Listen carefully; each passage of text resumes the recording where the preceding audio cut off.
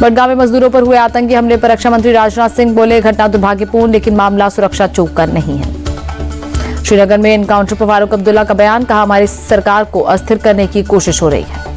बडगांव आतंकी मामले पर AIMIM चीफ ओवैसी का बयान, उपराज्यपाल से नहीं संभल रहा जम्मू कश्मीर, ये मोदी सरकार की नाकामी। गृह मंत्री अमित शाह पर टिप्पणी को लेकर भारत कनाडा से नाराज, विदेश मंत्रालय ने कनाडाई उप विदेश मंत्री के बयान को निराधार और अनर्गल बताया।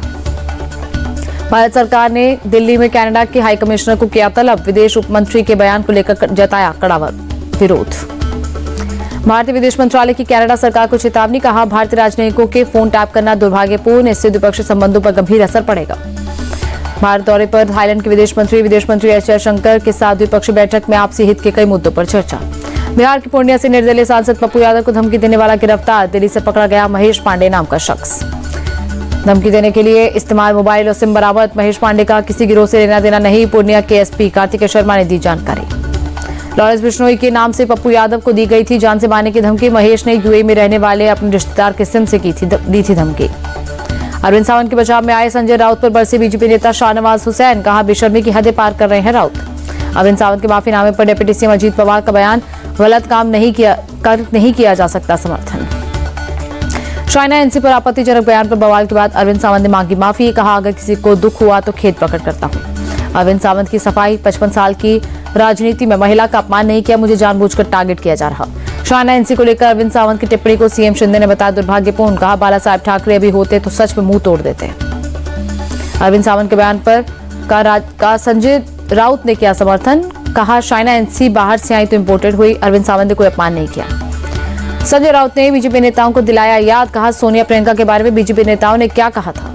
महाराष्ट्र में चुनाव से पहले अजीत गुट का कुंभावाड़ा, बारामती में कांग्रेस और उद्धव गुट के कई कार्यकर्ता NCP अजीत गुट में शामिल।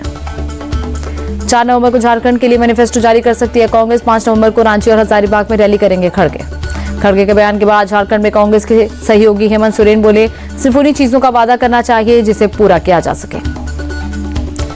गिरिराज सिंह ने कांग्रेस पर साधा निशाना, कहा इनके झूठे वादे में हिमाचल और कर्नाटक की जनता आ गई, राहुल गांधी और मल्लिकार्जुन खड़गे को माफी मांगनी चाहिए। चुनाव आयोग से गिरिराज सिंह की मांग, कांग्रेस के झूठे वादों पर चुनाव आयोग को एक्शन लेना चाहिए।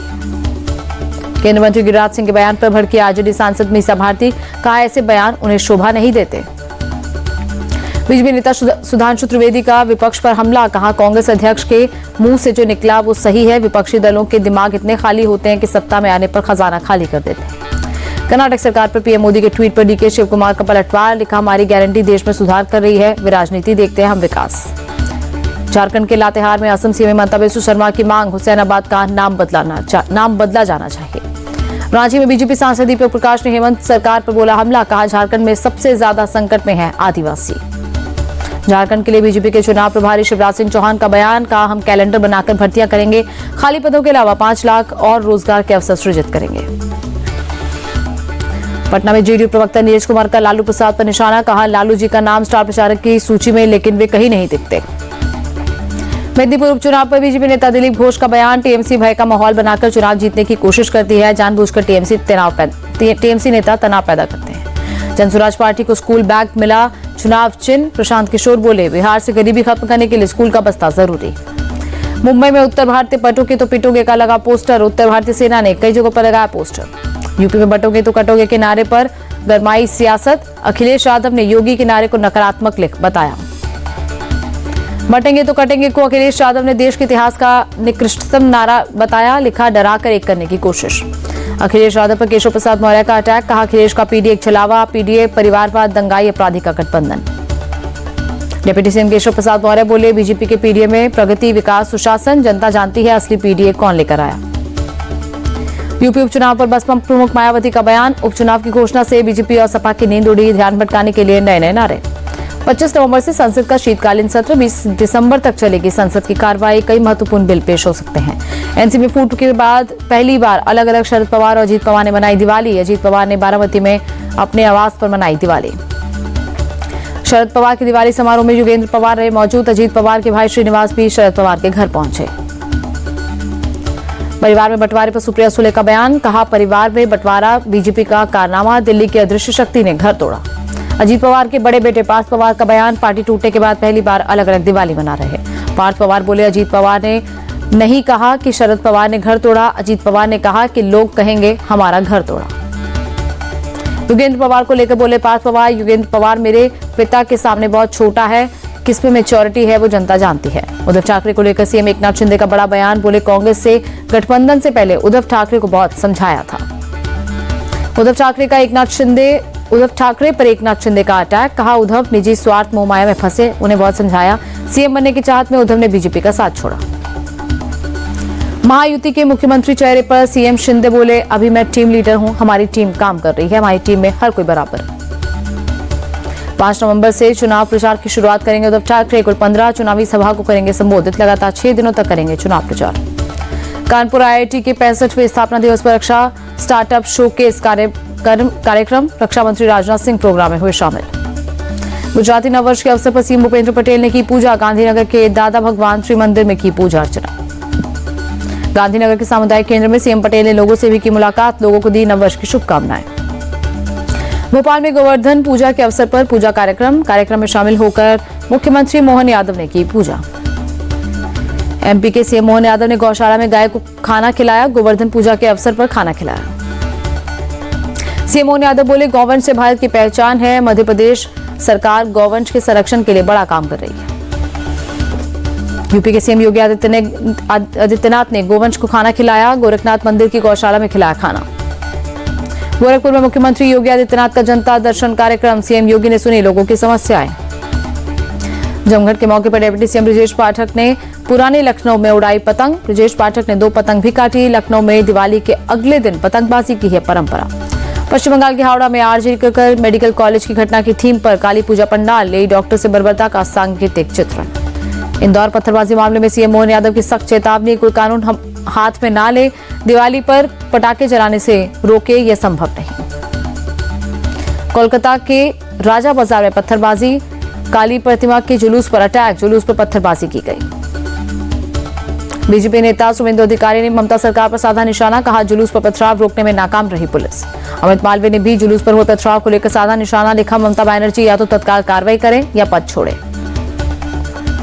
जुलूस बवाल को लेकर कोलकाता पुलिस की सफाई, काली पूजा विसर्जन, जुलूस पर हमला नहीं, बाइक की वॉकिंग से जुड़ा है मामला। पश्चिम बंगाल के हावड़ा में आतिशबाजी के दौरान लगी आग में झुलसकर 3 बच्चों की मौत, 1 घायल।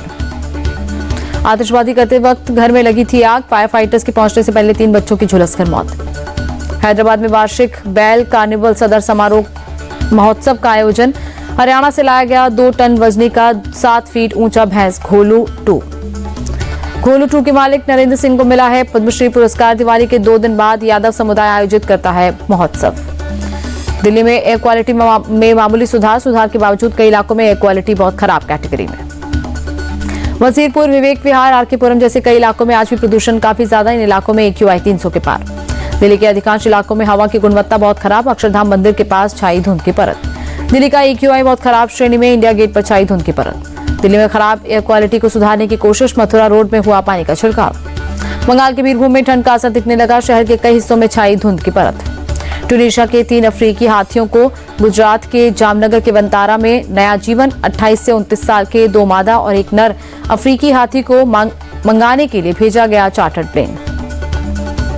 पैसों की तंगी से जूझ रहे ट्यूनीशिया के एक प्राइवेट जू ने वंतारा से किया था संपर्क। दुनिया के सबसे प्रतिष्ठित वन्य जीवन बचाव केंद्रों में से एक है आनंद अंबानी का वंतारा।